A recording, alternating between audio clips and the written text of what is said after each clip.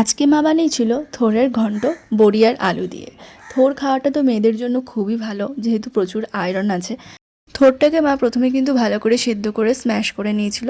আর এখানে আলুগুলো কেটে রাখা ছিল আর বড়ি, আর এখানে নিয়ে নেওয়া হয়েছে দেখো আদা জিরে বাটা।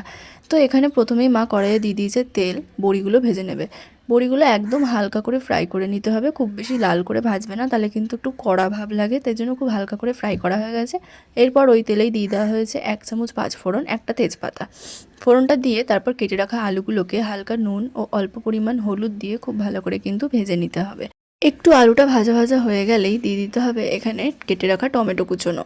টমেটোটা দিয়ে আবারও কিছুক্ষণ ভালো করে নাড়াচাড়া করে নিয়ে এরপর দিয়ে দিতে হবে আদা আর জিরে বাটাটা। এখানে 2 চামচ জিরে আর কিছুটা পরিমাণ আদা বেটে রেখেছিল মা শিলে, সেটাই দিয়ে দিয়েছে।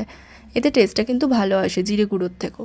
তারপর এখানে দিয়ে দেওয়া হয়েছে শুকনো লঙ্কার গুঁড়ো 1 চামচ। এরপর অল্প পরিমাণ জল দিয়ে কিছুক্ষণ কষিয়ে নিয়ে থোড়টা দিয়ে দিতে হবে, সেদ্ধ করে রাখা যে থোড়টা ছিল সেটা দিয়ে আবারও কিছুক্ষণ ভালো করে কষিয়ে নিতে হবে। এরপর কিছুক্ষণ কষানোর পর দিয়ে দিতে হবে ব্যালেন্সের জন্য চিনি, যাতে টেস্টটা আরেকটু ভালো হয়। এরপর ঢাকা দিয়ে দিয়েছিলাম আলুটা সেদ্ধ হওয়ার জন্য। ঢাকা খুলে দেখলাম আলু সেদ্ধ হয়ে গেছে।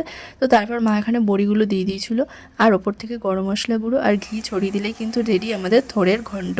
এটা খেতে কিন্তু দারুণ লাগে, আমার তো পুরো এক থালা ভাত খাওয়া হয়ে যায়, এতটাই সুস্বাদু লাগে খেতে।